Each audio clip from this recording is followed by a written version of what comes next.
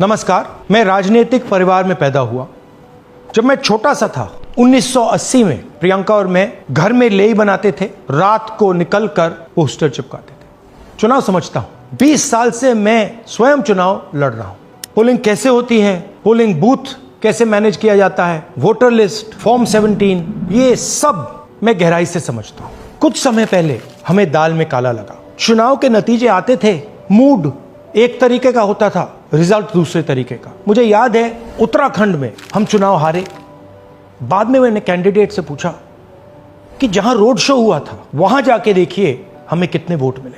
हजारों लोग आए थे, पोलिंग बूथ में किसी ने वोट नहीं किया। यह असंभव था, यह हो ही नहीं सकता।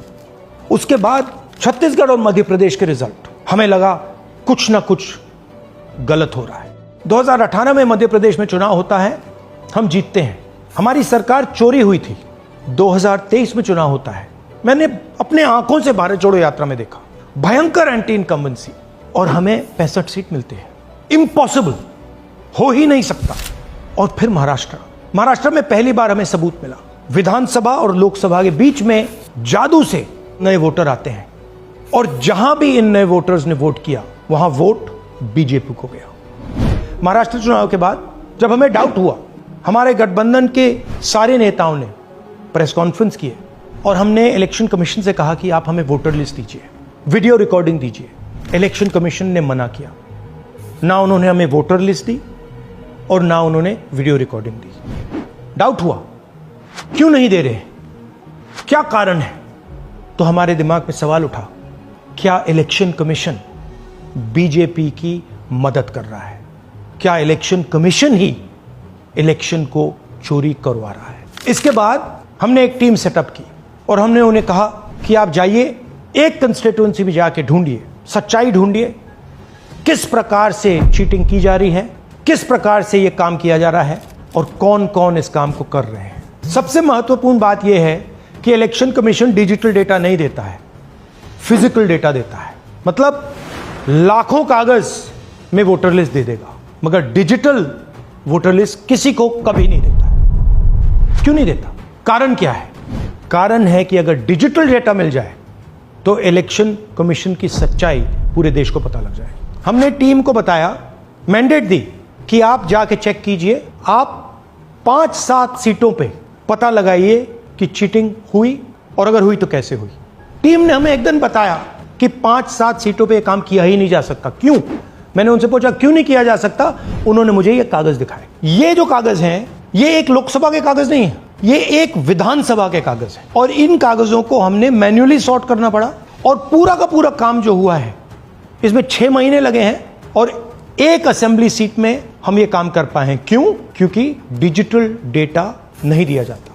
अगर इलेक्शन कमीशन ने हमें डिजिटल डेटा दिया होता तो हम ये कार्रवाई पूरे देश में, हर लोकसभा में, हर विधानसभा में 15 मिनट में करके दिखा देते। हमारे पास अनलिमिटेड रिसोर्सेज नहीं है, इसलिए हमने ये रिसर्च सिर्फ एक लोकसभा में, एक विधानसभा सीट में की। मगर मुझ में अब पूरा भरोसा है कि ऐसी 100 से ज्यादा सीटें हैं हिंदुस्तान में। जो यहां हुआ है उन सीटों में भी हुआ है। और याद रखिए, अगर बीजेपी को 10-15 सीटें कम आती तो आज नरेंद्र मोदी प्रधानमंत्री नहीं होते, इंडिया गठबंधन की सरकार होती। जांच ने 5 तरीके की चोरी पकड़ी है। डुप्लीकेट वोटर, जिसका मतलब एक वोटर के नाम वोटर लिस्ट में अनेक जगह आ रहे हैं। फेक एड्रेस, मतलब एड्रेस है ही नहीं, या फिर house number 0। Bulk voter in single address, मतलब एक छोटे से घर में 40, 50, 60 लोग रह रहे हैं। इनवैलिड फोटोज, छोटी सी फोटो है या फिर फोटो ही नहीं है, और वो जो छोटी फोटो है वो दिखती भी नहीं है। कौन है, किसका चेहरा है, नहीं पता लग सकता। Misuse of form 6।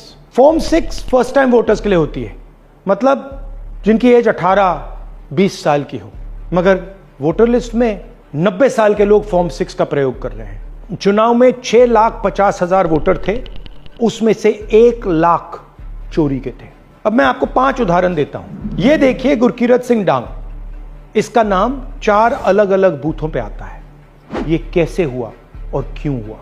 एक और उदाहरण, विशाल सिंह, वाराणसी में वोटर लिस्ट में नाम है और बेंगलोर में 2 बार वोटर लिस्ट में नाम आता है।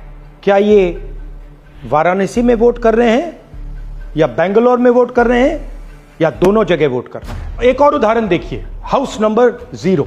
तो आपने कभी सुना है हाउस नंबर 0? हमने तो नहीं सुना था, मगर बेंगलोर में हजारों हाउस नंबर 0 हैं वोटर लिस्ट पे।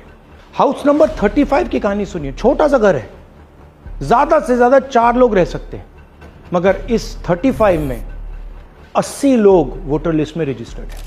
ये ईआरओ ने कैसे अप्रूव किया, क्यों अप्रूव किया, पता लगाना है। अच्छा, अब ये देखिए वोटर लिस्ट, इनकी फोटो देखिए, या फोटो है ही नहीं या फिर छोटी छोटी फोटो है तो दिख नहीं सकती।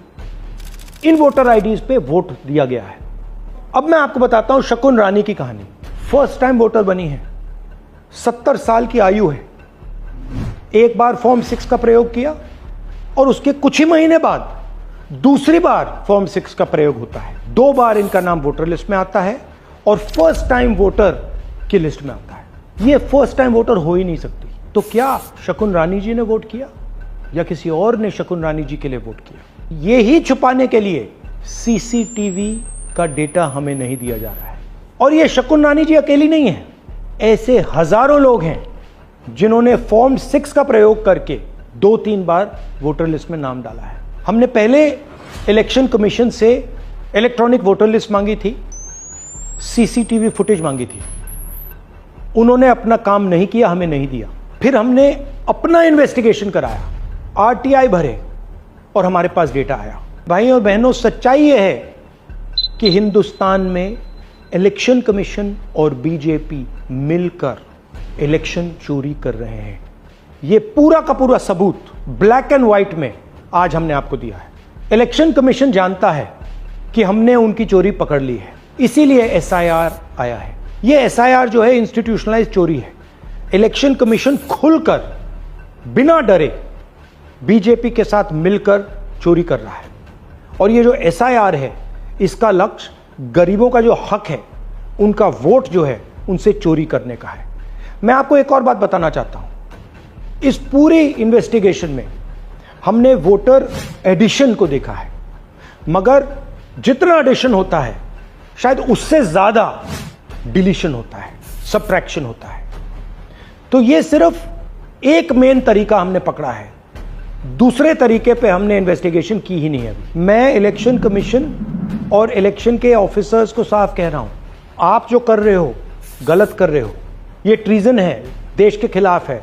ये मत भूलिए, टाइम आएगा हम आपको पकड़ेंगे, बचने वाले नहीं हो। It is critical that we expose voter चोरी।